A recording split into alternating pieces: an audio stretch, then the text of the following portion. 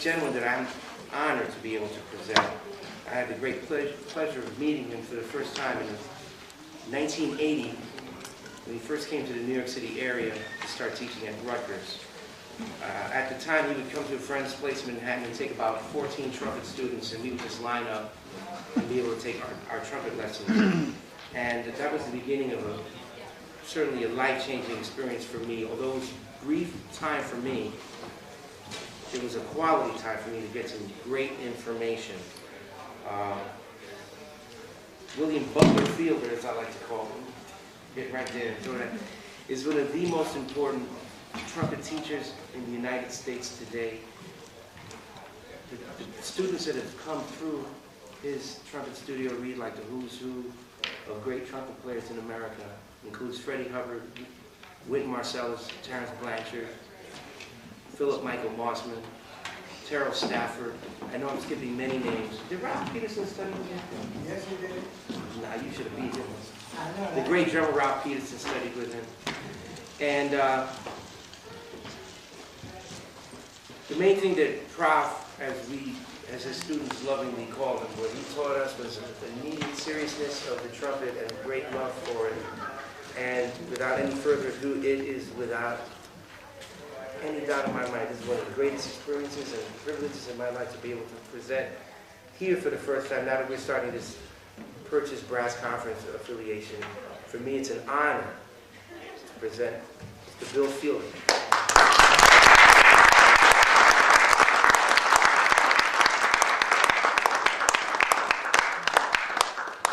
I would like to express my profoundest gratitude for you all giving me your attention and clapping for me and all the accolades right now.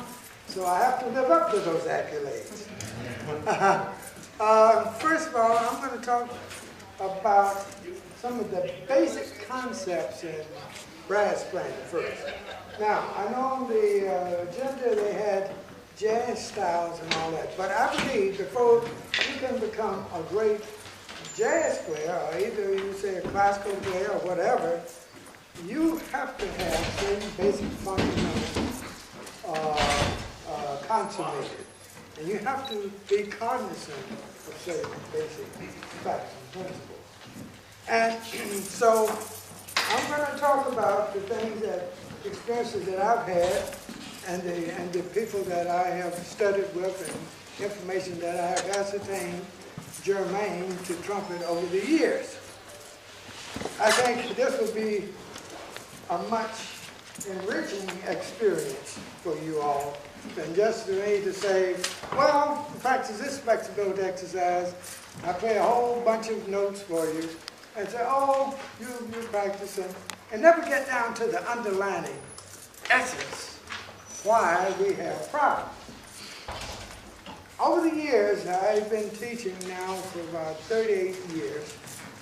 I was fortunate in 1956 to get a chance, I had a chance to study with Mr. Bud Herseth and Mr. Vincent Chikowicz.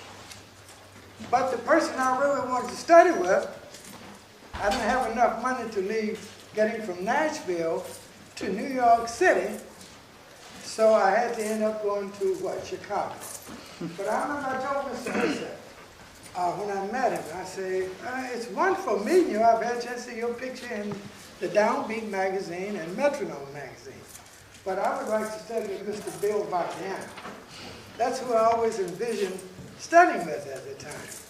So Mr. Herseth's reply was that he's a great trumpet player. Like that, and we started working on that. But I believe that learning through the years that all problems come from tone production. Tone production. If you do not have the right production, then there's a problem. You're going to have a problem with your articulation, your slurring, your breathing is automatic if the breath is not right. So all that stems from tone production. Now, there's three significant elements of trumpet playing, or brass playing. First is breath. we have to make sure that we have the what? Proper breathing procedure. You know, understand that thoroughly. And one of the detriments of playing the trumpet or the brass instruments is tension. Tension can not only come in the abdominal section here, but tension can come in the thorax region, which is the chest area, and the throat, because the throat determines the quality of sound we have, or the embouchure. So we have to make sure that we eradicate tension by which we can accentuate relaxation. All right. So I remember the first teacher told me this. One day I was in orchestra hall, and the teacher walked up to me and said, "Bill, you have to get the instrument to sound like a violin." I was baffled. I said, "Like a violin?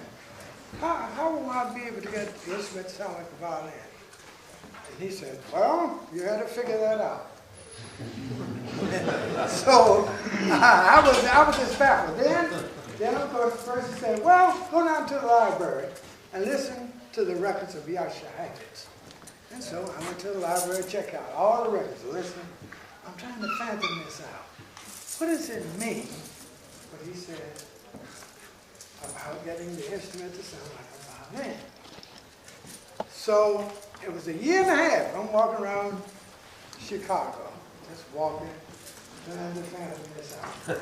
One night I was with another trumpet teacher, and I was at his residence, and he said, "I don't like the sound you're getting." And what happened, we had kind of a little clash there. And I said, "Well, I've been hearing this about trying to get the instrument to sound like a violin." So he said, "You don't understand that?" So when he came to that opened up another dimension in my consciousness about playing the instrument. And how that was stated. Now, you might not find this in any book, but it was stated like the general underlying conception of the trumpet. It should be executed like a violin bow, and not like a percussive instrument. Now, what is meant by that is that if I would have a drum head here and a drumstick here, and I would do this. Now, quite naturally, you would say that that's what? 4 knocks. But if you notice, after every knock, that the sound stops. It's not a continuation and not a follow-through of sound. So, in that way, we cannot basically use that. So, with the violin bow, when I go across the string, I have a follow-through sound. So what he meant by that, it took me a year and a half because I had to fathom that out, basically myself, was that we have to always think horizontally. Think horizontal all the time. Instead of what? Most music is written vertically, like that. So you want to think horizontally to actually blow through the notes. So I had the opportunity of meeting Mr. Varkiana. And with that same concept, this was the thing. See, I believe if you don't have this thoroughly in the brain and you're trying to play an instrument, you just don't have any a concept. And a concept is an idea. An idea is understanding the logic behind what you're doing. So if I would take a note here and do this and just sound this note. That separated it, but what happened? It dies out after every note. Now, when I press the dampers down, that's like keeping my airflow on.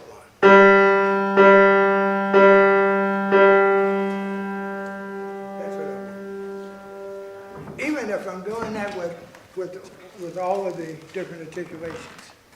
So having that concept in mind, boom, opens up another whole thing.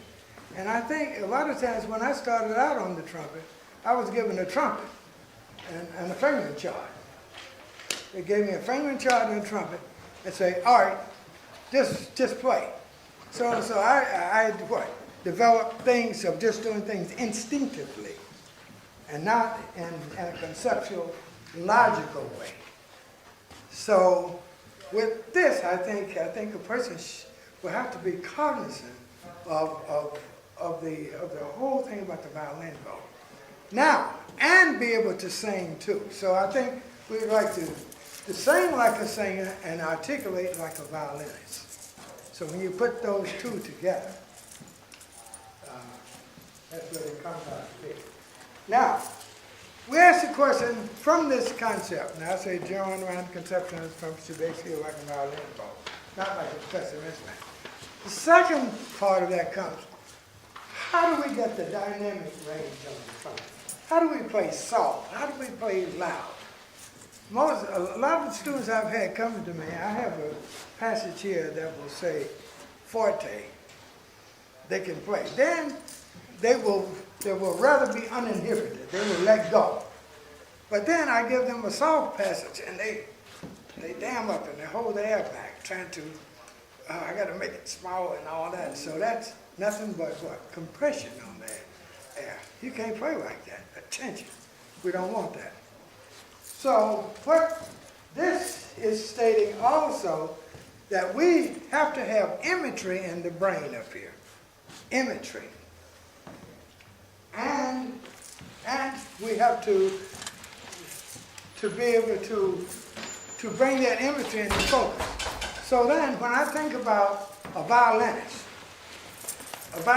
or a string player has two significant aspects, sight and sound. When a violinist play or a cellist or whatever, or bassist, they can see the sight. If they're doing something wrong with the bow, what? They have the sight to do it. Sound, they can hear if it's wrong. Now, we get to the trumpet, and the trumpet is a what? Directional instrument. I cannot see the airflow. And the trumpet player's bow is the airflow. And here we have the what? We have the lips here can function as a vibratory thing like the strings. So I cannot see my lips and I cannot see the air. So in turn, I have to have imagery in the brain of you. Imagery. So when I'm playing loud, I will what? Think about long bow. When I'm playing soft, I think about what? Short bow. I have to have the imagery of that. Now, in that way, if you notice, when I was doing that, I didn't play what? I didn't hold back anything. It was very uninhibited. And that's the way we want our playing to be, uninhibited. Not inhibited, not tight, intense, and pressed. You see? So that's another factor there. And that's something we have to think in terms of. Or either you can think about it like this. Now, for a long time, I practiced this also. Lighting the candle. When I'm going to play soft, I would that. And I would blow into the instrument the same way to bend that candle flame. Now, when I thought about I want to play loud, I would blow what? I would use a long bow, fast air.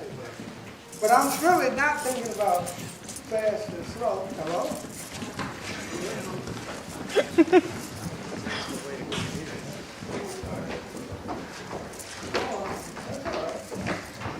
Welcome to the club.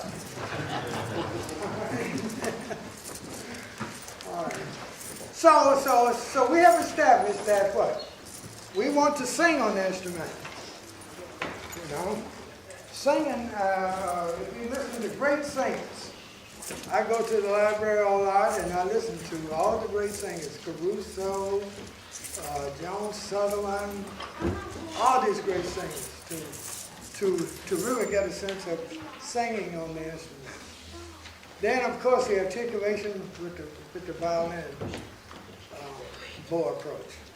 then I can have the dynamic range. Now, another thing comes out. What kind of sound do we want? A lot of times I've heard people say, oh, I want a bright sound. Some people say, I want a what? Dark sound. This and that. But, you know, basically we want to, why not combine that and have the two, a synthesis of both. So we want to have a basic trumpet sound. See, when people start off, first of all, let's try to get a basic sound. A sound that will not have this, a sound that you can play loud, soft, high, low, with flexibility, without distortion. Now, a lot of times, if I take the instrument and start pushing and pressing and forcing, I'm going to have distortion. I don't want to do that. I want to get so what? That I have the airflow that will do that for me. So we want a basic trumpet sound. A sound that you can play high, low, loud, soft, without distortion. All right. Is there any questions right now before I move on? Everybody understand that? All right. Now we get down to another factor that will block production. So many times I have students come in and they'll take the air on the upbeat and they'll say, and they will hesitate before they release it on the downbeat. They'll do this, they'll say, they say 1, 2, ready. And then when they come in, what? They got to press and push on it and not get that real first second flow in the air sound. So that has to be eradicated. We don't want to have a breakage between the inhale and the exhale. It should be one continuous movement. So I normally think about if you look at a swing, when the swing goes, it doesn't stop up in there. It's what? One movement. Or either if you look at the water coming up to the beach. Water coming up to the beach. The water comes up to the beach, but it doesn't stop. It goes right back out. So if you have the imagery in your mind, that's all. Now, in order to really develop that, we should, I think, start the student off with thinking about potato. That means getting the tongue in the sound, you know, and getting him by which he can flow the air just like the boat. So I normally have them to do that by thinking in terms of 3 factors: the vocal solfeggio, the breath solfeggio, then the mouthpiece solfege, and then into the horn. That means it's like a duplication. If I take a tune like this, a simple tune, I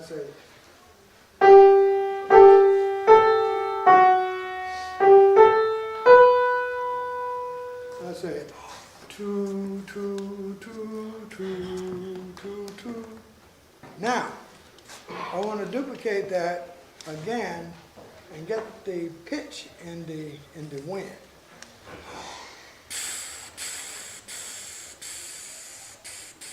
There it is. Now you should be able to hear the pitch in the wind. Two, two, two, two, two, two.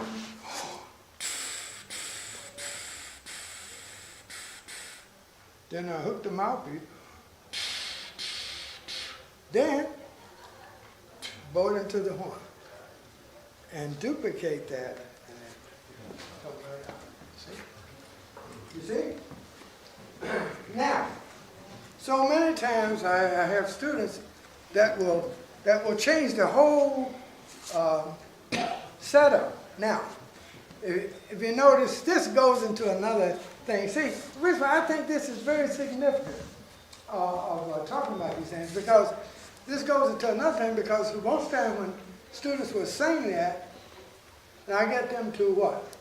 Do that, then what will happen when they get the horn? They change everything about it, and then they're trying to press and push on there. But the whole thing is that one thing I'd like to backtrack on, that the trumpet, yes, what is the trumpet? Trumpet is a brass wind instrument. A brass wind instrument. It's not a brass muscle instrument. See, most time a person gets a trumpet, first thing they do is say, oh man, I gotta play this note. Yeah, and they say, yeah, I gotta get this note. Yeah, I gotta. And then, nothing comes out the horn. Because they're trying to muscle everything out. But the whole thing, you don't want anything muscle. You want it to be what? Without that. So if you think about the wind, all right, tone production, I should have mentioned this at first. It's like taking the wind, right? Wind, which is airflow. You can say wind or airflow. When the wind moves, or the airflow moves through the lips, it vibrates the lips, right? Then it produces what we call resonance, which is sound. And that's the whole thing we want. Not if I try to muscle and push and press, no. But if I say what? Here, I can't see my lips again. I'll say,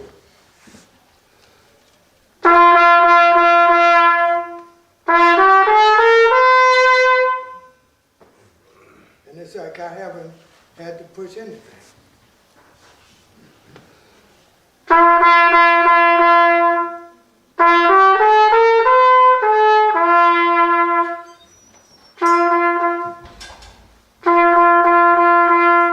See?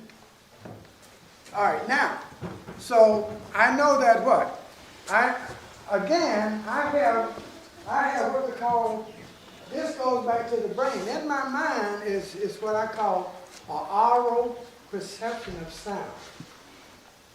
Now I have another thing that comes in after changing all that. Now if I do this again, I'm going to say, I'm going to do this. Same move, simple exercise. And I do this, I say, true, true, true, true, true. And then I say, I gotta.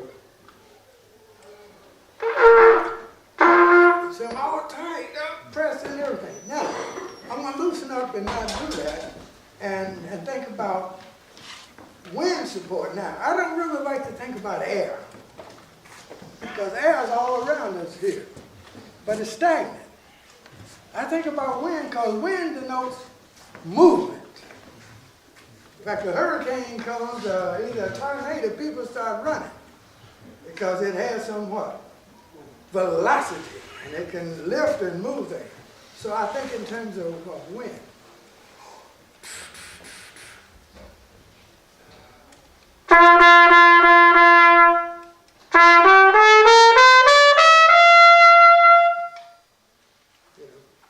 I'd have to push anything to come right into it. I want to do that soft, I would think about the bow again. Real.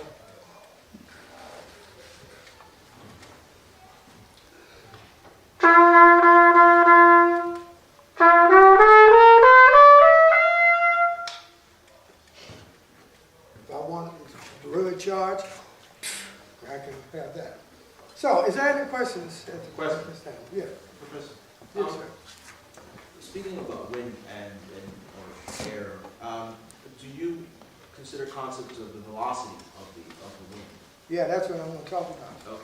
I'm going to talk about it because that is very significant. But first of all, I wanted to establish one thing, what? Not to press with the body. Now, let me just say this one thing before I go ahead. Now, when I take in the air, and I hear so many people, I want what? Wind support, or air support. Well, I use that term, airflow support. Not body support. Now, if I do this and say, Yeah, I got support down here. Whatever. Tight stomach. I can't move nothing. That's it. What is that? So I'm not thinking in terms of that. I'm thinking in terms of what? Wind support. Now, how do I keep the attention from being here? How can I keep that from happening? Is that what? Think of this, I always think about this, is that when we got to breathing, we think about inflating and deflating. So when people say, oh, I take in my air and I do this, yeah, I got support. You could hit me in my stomach. That is the most radical thing I've heard. But I was taught that way. Yeah, I have my stomach, and the instructor would hit me in my stomach. Bang! If he could knock me down, bend this, and knock me, this would cave in. He said, you're not supporting. So that's muscle, brass muscle instrument. So you're talking about brass wind. We should have the what? Wind support. You see? So here when we are breathing, this must deflate here.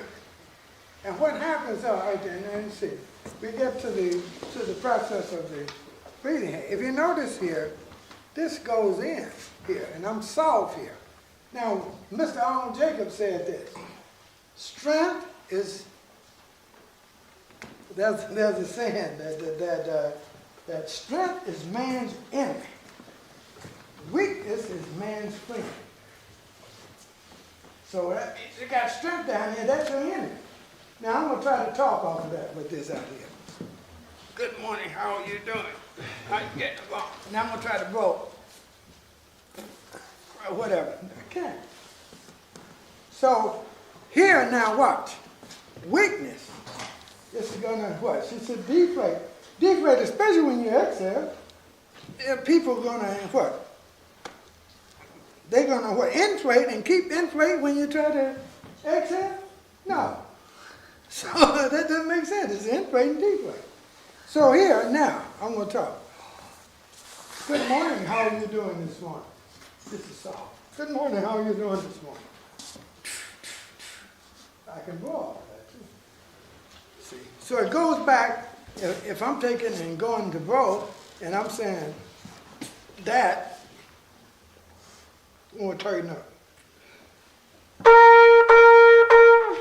Now I'm going to try to talk off of that. I can't. Now I'm going to try to blow off of that. I'm all tight.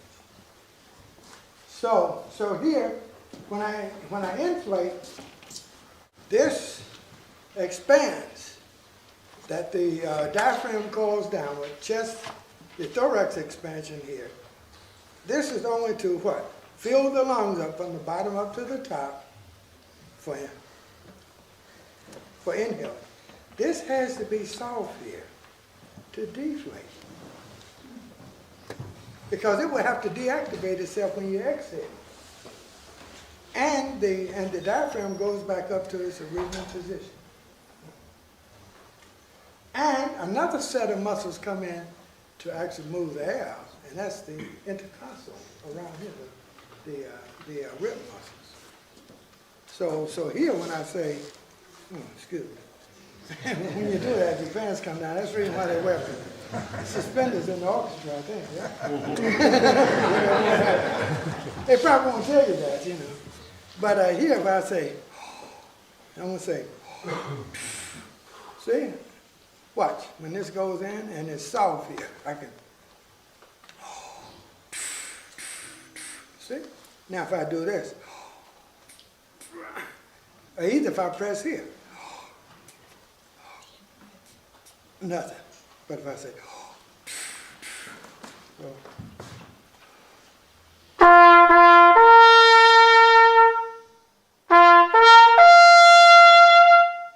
easy. And the wind is doing the work. Okay? Any questions at that spot? Over here. Yes. All right. Hello? Somebody have a question? All right, go ahead. Is wind air? Yes, it is. Wind is airflow. It's airflow. You see, if I think about air by itself, air is all around us, but it's no movement. It's stagnant. But when I think about airflow, I'm thinking about movement. And wind has movement. That's what you're going to be thinking in terms of wind. You see? Now, another factor is that comes up. If I think about, if I get air pressure, if I got air pressure, nowhere I can have airflow or wind. So then that means all this tightness here and pressing here is no good. You see? That means if I'm pressing up in here, now I'm going to get up in here. I'll probably get a sound, but it's kind of covered. If I say what?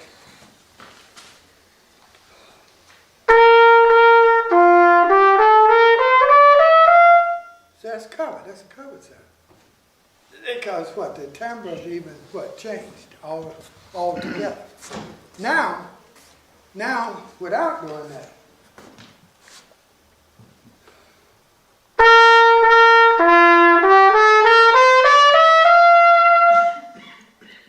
is there a difference in it? You see? But I don't have any tension, no what? Pressure up here, none down here. It's just the wind is doing the work for me. See? That is a very significant thing. Because when I get this up in here and pressing and pushing, then the throat closes off. Then after a while, here in the orchestra, that's a different thing too. You know, when you play, you gotta have the aperture open. Here, whatever you do, if you buzz the sound up, if you blow the sound up, you've got to have aperture. Once the aperture closes down, it's like a reed on an oboe. If you notice, an oboe reed always will have that little aperture in there. You got to fit your lips not to compress that reed down. If you compress that reed down, boom, it's not going to vibrate. So that's the same thing here. These are our reeds here, like an oboe. This here. See?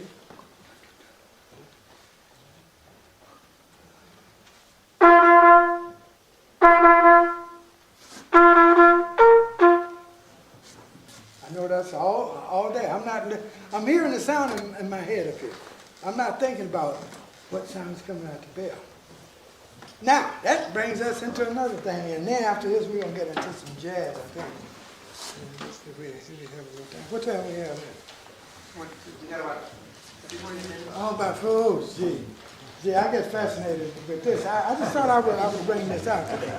Now, there's another factor that comes up that's very significant, is the brain.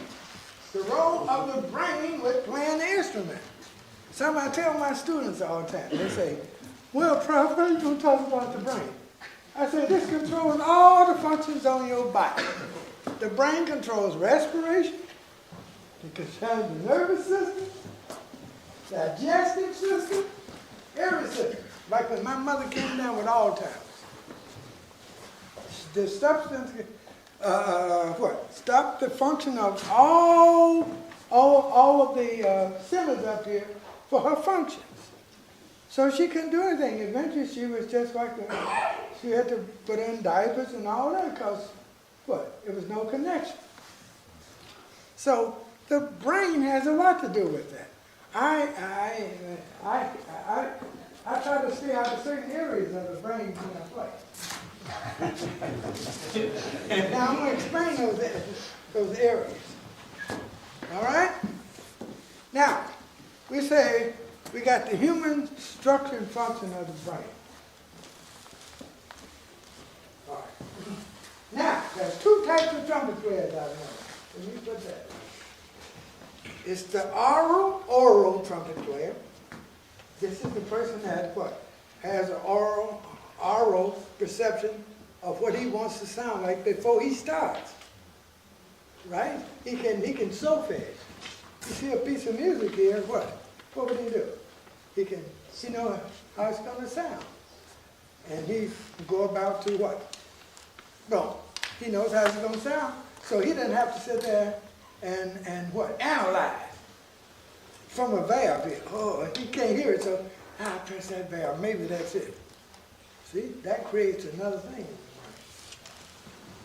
And then what he hear up here, and the oral perception of the brain before he plays comes off oral. Now, the analytical player is the one you don't want to be. This is the person that is not hearing anything in his brain what he wants to sound like. So quite naturally, what is he doing? He's trying to take the valve, trying to find whatever he wants to play. He's trying to do it with the valves, not hearing it. You see what I'm saying? That's what's happening. And you don't want that at all. That is no good. You see? So, we have to do this. I was telling a student, he came in the other day and he was playing, and he was trying to listen to what was coming out the bell. I said, man, you analyze it. What's coming out the bell, you don't hear what you're putting into the instrument? And he said, well, I'm trying to hear. I said, no. I said, right then and there, you put yourself into what we call the fifth cranial nerve. The fifth cranial nerve. And we don't want that.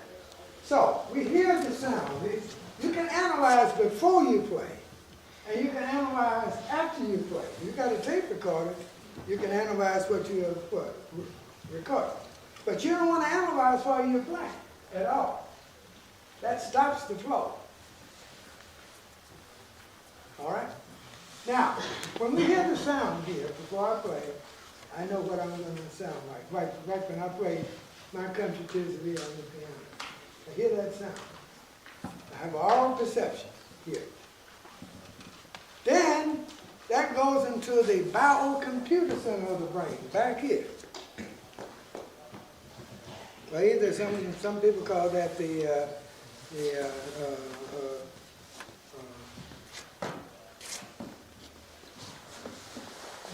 inner, the cortex back here. All right. Now, once we get down, if you go to try to what? Analyze what you're going to do, what this muscle is going to do in the lip, what this muscle is going to do, what I'm doing with this muscle, what I'm doing with my chest, what I'm doing with the orbicularis oris muscle, what I'm doing here with the Motorola muscle here on the side here, all that, what's going to happen? You ain't going to play anything. Because you put yourself then into the fifth cranial nerve, which is called the sensory response. And you don't want that. That's good if you're in a chemical factory, you're doing research. But you can't play art with that. Not at all. Okay? You can't play art. So, we have to bypass that. When I hear the sound, I have to go directly for the motor response, which is the seventh cranial nerve.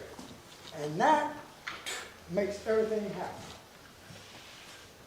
The seventh cranial nerve. And what it is again, you want to make a musical statement when you play. You don't want to ask a question.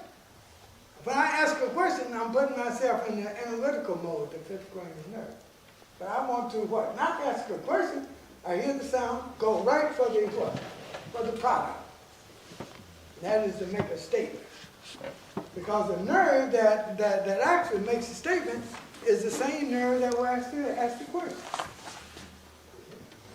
So I want to go for that. Either you look at it like this. Once you hear the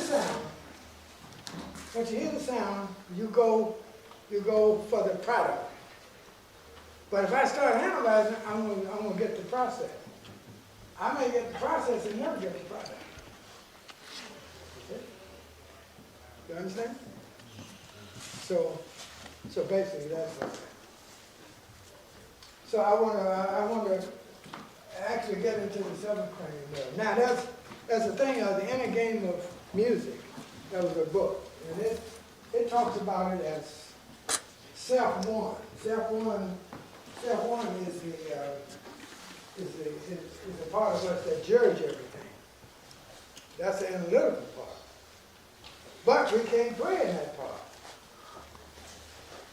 When we get ready to play, we have to go to self-two, which is the what? Executive. That makes it. So that's equal to the subcranial nerve brain, which is the motor response, or the musical statement, not asking the question. Because the same nerve that delivers the statement can answer the question too. I don't know whether you all have thought about it like that. Any questions on it? I'm going off the beaten path, huh? Y'all want to hear something about jazz, right? Huh? Oh, yeah, huh? But what I was thinking about is that I've gone to clinics all my life. And most of them I come out from the clinic, I don't have nothing. And so well, I have something, but it's not pertaining to what I'm going to do here with the instrument. So, a person said, well, you practice these flexibility exercises. Yeah, practice this. Oh yeah, you should get this, you get that, but they don't have us to tell them why, how it's done. Now, we should be able to, another thing I usually train for is that if I'm doing different articulations, there's 5 different articulations, too. That's what we call tenuto articulation, either legato articulation. There's mezzo legato articulation. There's marcato, either what we call mezzo staccato, and there's staccato, and there's staccatissimo. Those 5 basic things I have my students to be able to hear those things and be able to demonstrate.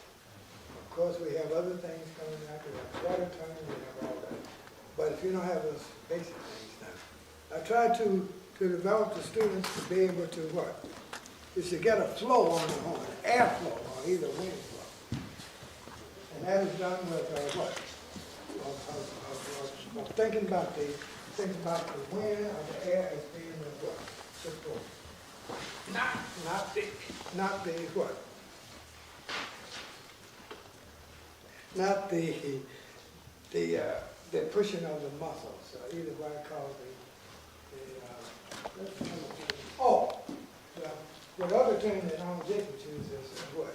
The valsalva and the nuba. Same thing, that means locking the breath. You lock it here, you can lock it here. Or either another term that can be is blocking the breath. That's all the same. Is there any question? Yeah, I have one. Yes. I know you're talking like the bow and the violin and everything now. Yeah, Is sure. this first, I haven't used this term, but I've read it before, like fast air and slow air? Yeah. Like for loud? Well, all right then. Yeah. All right, then let me explain that. All right, we have the brasses in the family, right? So we have what? We have the trumpet is a what? Soprano instrument, right? At the bottom is a what? Tuba. All right? So the trumpet, if you're playing the trumpet has the highest pressure rate of all the brass instruments. The trumpet has the highest pressure rate. So then, with the highest pressure rate, we got to overcome that pressure. So we have to use what? A fast velocity in the air. On the tuba has the lowest pressure, but high flow. So that flow rate is much more difficult for them. Now, our pressure rate is more difficult for us, but the flow rate is not as difficult, there's less flow. So what I have to think in terms of, now, look at this. We ask the question, this question comes like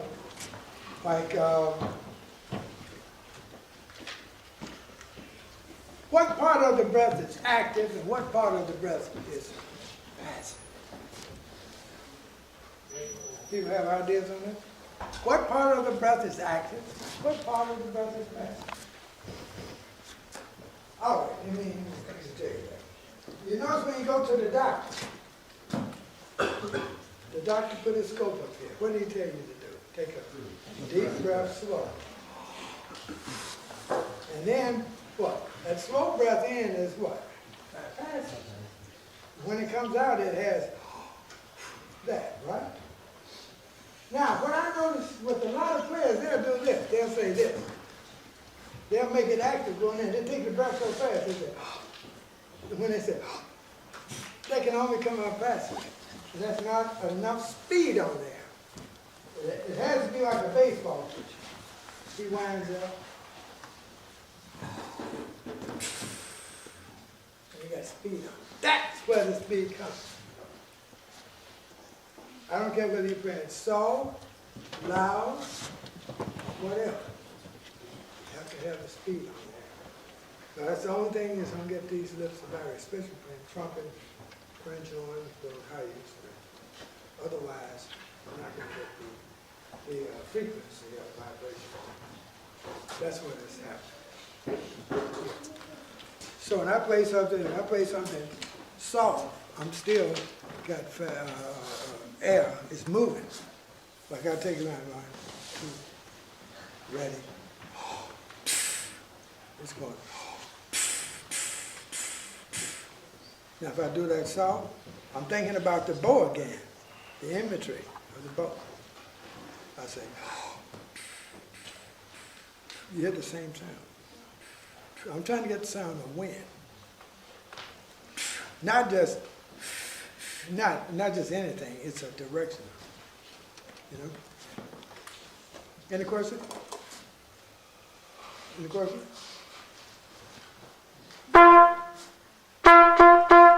Any question? Rob, Yeah? it's great. We have about 2-3 minutes. Oh, that's all? Yeah, can I ask you one quick question? Yeah, they know that. Yeah. How important is solfege in the study of a brass instrument? It is very, very significant. Without solfege, you're not able to do anything. Because you can't play anything on your horn if you do not hear it. So it is very important. You have to have solfege. You have to have it. We may have to wrap this up. Oh, well, yeah. All right, then. Can I bring you out some chords, man? I can do that. I want to show you something here that I worked out jazz-wise. Let's see. Where's the piano? Oh, here, over here. All right, now watch this. Here's some substitution I got, not even based on tritone substitution. If I do this on the tune Green Dolphin Street. Now I don't want that. Now watch this. If I do this. No, here.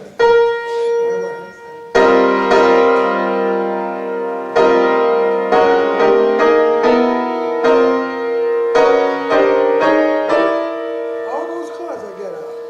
And let's do all the keys.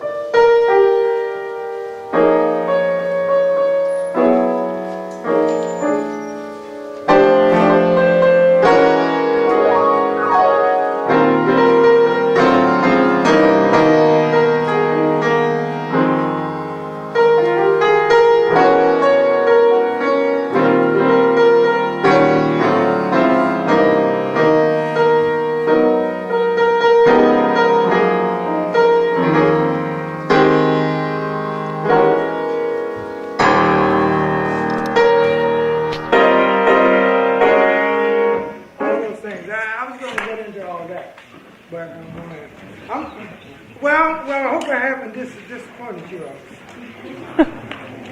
Thank you very much.